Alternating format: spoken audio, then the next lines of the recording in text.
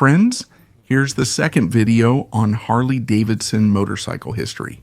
Here, we will cover the history from the end of World War I tie to the present day. And for those who haven't watched the first part, go to the link in the description right away. Let's go. After the war, the company resumed producing the civilian WL and overhead valve E and F models. An unexpected addition to the model lineup was the S125 lightweight motorcycle introduced in 1947 with a single-cylinder two-stroke engine of 123 cc and 3 horsepower, IP. In fact, this design was a war trophy. According to the reparations agreements, the company received documentation for the German Dampfkraftwagen Reichstyp 125 overhead valve. The incredible engines at the end of 1947 received aluminum cylinder heads, hydraulic valve lifters, and a new nickname, Panhead. The power of the 1207 cc FL version increased to 45 horsepower. Since 1949, motorcycles equipped with a telescopic front fork with hydraulic damping were called Hydra Glide. A similar telescopic fork was added in 1951 to the 125cc machine, which was named Teleglide. In 1953, a new 165cc engine with 5 horsepower was installed in its chassis. From 1952 to 1955, the 123cc version returned to the market as the Hammer. At the end of 1951, the veteran motorcycle Harley-Davidson WL was replaced by the KA model with a similar 738cc engine, 30 HP and a 4-speed gearbox. The chassis was completely changed, a duplex frame, a telescopic fork in the front, and a swing arm suspension in the rear. Compared to the big twins, this model was considered sporty. The engine was much lighter and also had a design similar to the racing KAR. According to the rules in American competitions at that time, side valve engines had a big advantage in displacement over overhead valve engines. This image was confirmed by the KA Age version that launched in 1954 with a displacement of 902 cubic centimeters and 38 horsepower, HP.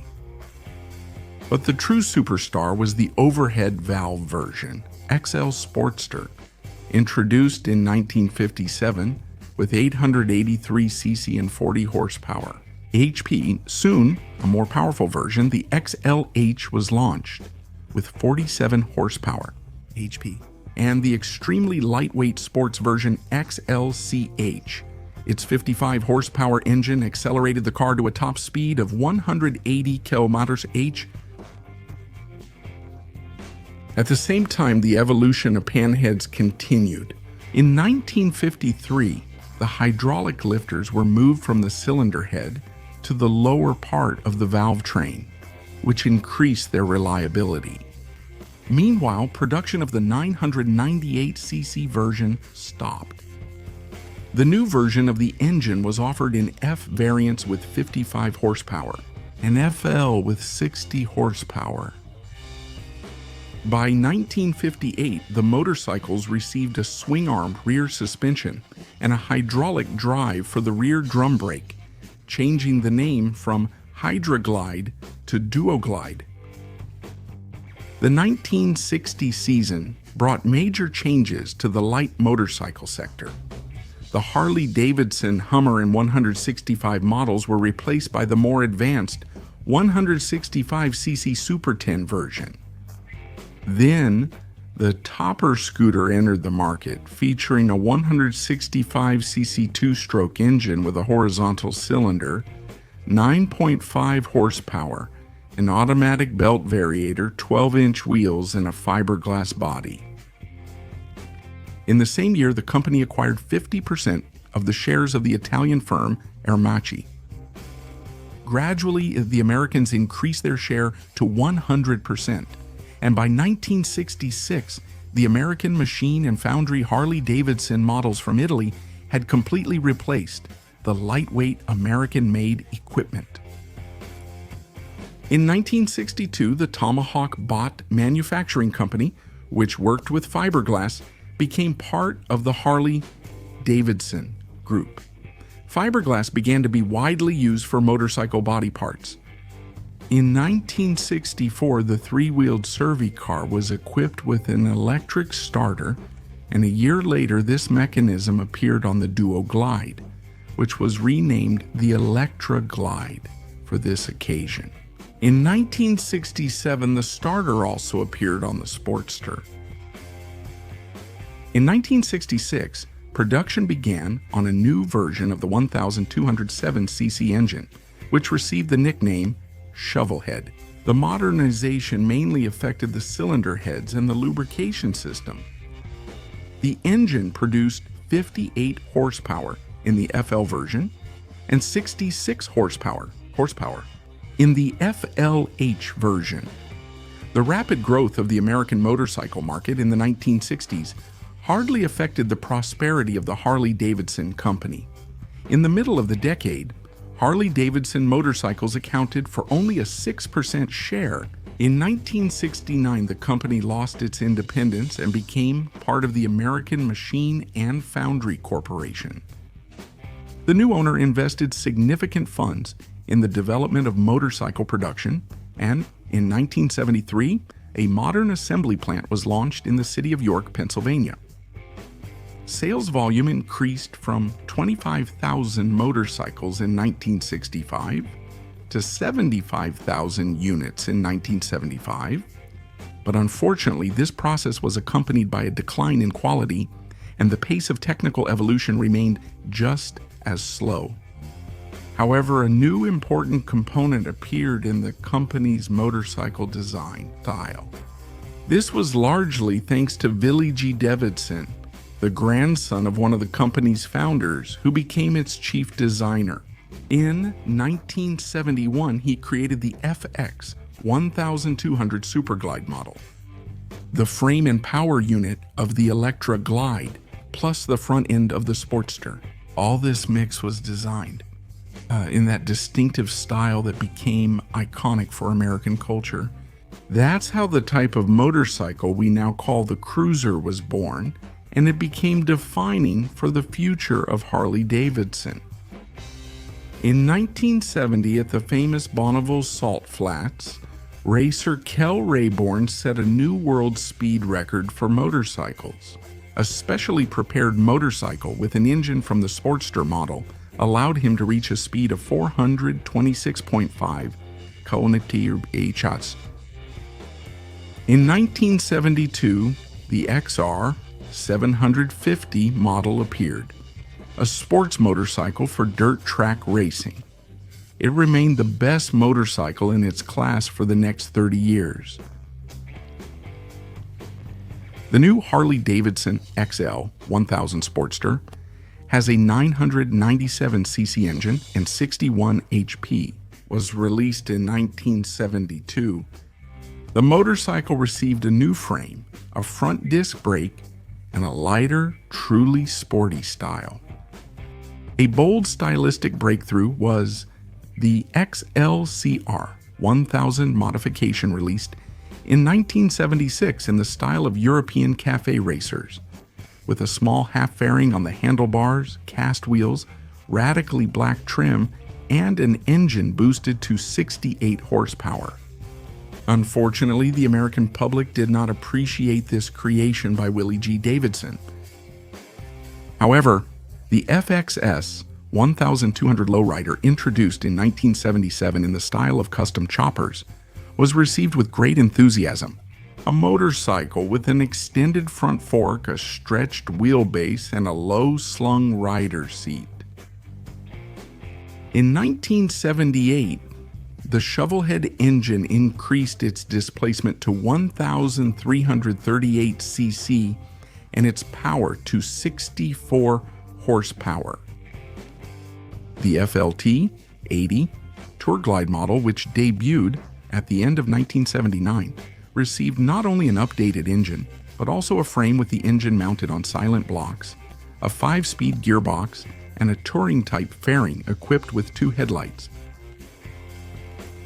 The year 1979 went down in history with the appearance of another legendary model, Fat Bob. Fat Bob got its name for 2 reasons: Fat for the large dual-fuel tank, and Bob for the shortened, cut-down fenders, bobber fenders. This model in a modernized version is still being produced to this day. A year later, the company introduced the cruiser FXB 80 Sturgis, whose technical highlight was a Kevlar reinforced toothed belt used in both the primary and final drives. This transmission type eventually became standard on all the company's motorcycles. Nevertheless, the early 1980s were not the best time in the history of Harley-Davidson. Production volumes dropped to 40,000 to 45,000 motorcycles per year. A group of the company's leading managers blamed not only strong competition from Japanese firms, but also the wrong policies of the American machine and foundry management, who were only interested in squeezing out profits. In June 1981, the managers bought out the company's shares, and the Harley-Davidson brand regained its independence. The first thing the new owners of Harley-Davidson did was to improve quality and reduce production costs. With support from the United States presidential administration, they secured a 5-year tariff increase on imported motorcycles over 700 cubic centimeters. In 1982, the company introduced 2 variations on the Sportster theme, Editor. The XLX 61 Stripster model featured extremely stripped-down equipment, which allowed its price to be significantly reduced. The XR 1000R, however, targeted enthusiasts and had its engine boosted to 70 horsepower. A 998cc engine with 2 carburetors, reduced weight down to 230 kg, and an appearance styled after track motorcycles. At the end of 1983, a new large engine debuted, this time officially named Evolution, with a displacement of 1,338 cubic centimeters and an output of 67 horsepower, HP. Unlike the Shovelhead, the new engine had aluminum cylinders with cast iron liners. The cylinder heads, with a reduced valve angle, allowed for a higher compression ratio and lower fuel consumption. At the same time, the company introduced a new series of FXST Softail cruisers, with rear suspension shock absorbers hidden under the engine, giving the appearance of a hardtail. At the end of 1985, the updated Sportster family with the Evolution engine made its debut. The new power unit came in 2 versions, with a displacement of 883 cc and a power output of 50 HP, paired with a 5-speed gearbox and equipped with a 4-speed gearbox with a displacement of 1,100 cc and a power output of 54 HP. 2 years later, this engine was replaced by a 64 horsepower engine with a displacement of 1,198 cc paired with a 5-speed gearbox. Catching the retro style trend, Willie G. Davidson introduced the FLST Harrogate Softail model at the end of 1985, whose design echoed the style of the 1950s. And in 1987, a new factory opened in Kansas City and Sportster production was moved there. The 1988 FXSTS Springer Softail model received a Springer front fork, an external imitation of the one used on the company's motorcycles from 1907 to 1949. Harley-Davidson's improved financial situation, as shown by the production of over 62,000 motorcycles in 1990, made it possible to make several interesting acquisitions in pursuit of a contract to supply military motorcycles. In 1987, the company bought the British firm Armstrong. Several countries' militaries soon received vehicles that were unusual for the Harley-Davidson brand. Typical dual-purpose motorcycles with a single-cylinder Rotax engine, 504cc displacement, and 27 horsepower In 1992, the corporation acquired a stake in the American company Buell, which produced sport bikes with modified Sportster engines. And in 1998, it became its full owner.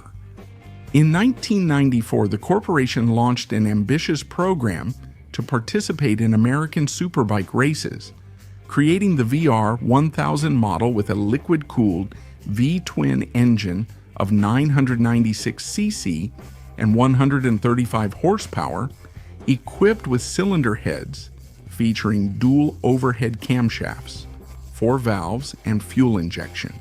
The power unit was installed in a diagonal frame made of aluminum alloy. The improvement of Harley-Davidson's traditional machines also continued.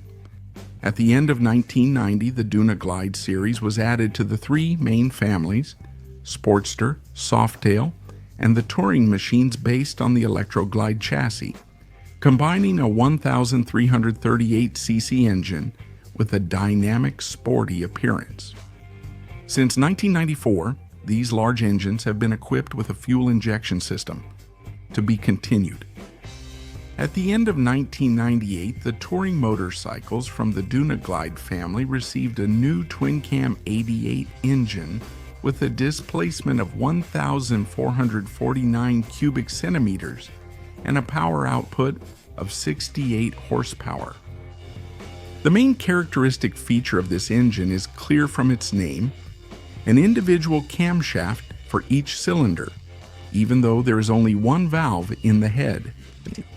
The version of this engine with balanced shafts began to be installed on the Softail family in 1999.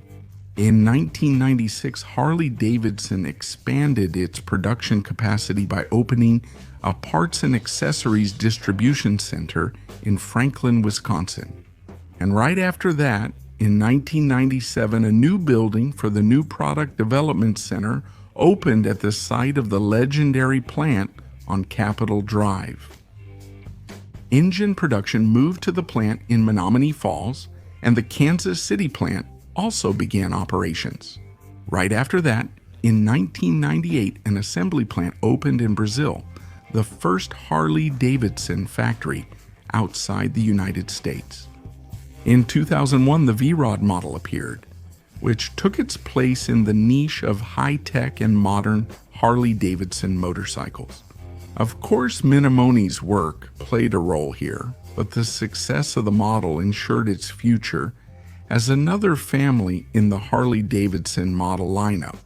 The year 2004 was marked by the release of the Road King model, which was designed to bring back the classic look to touring motorcycles. This model became another addition to the brand's lineup of touring motorcycles.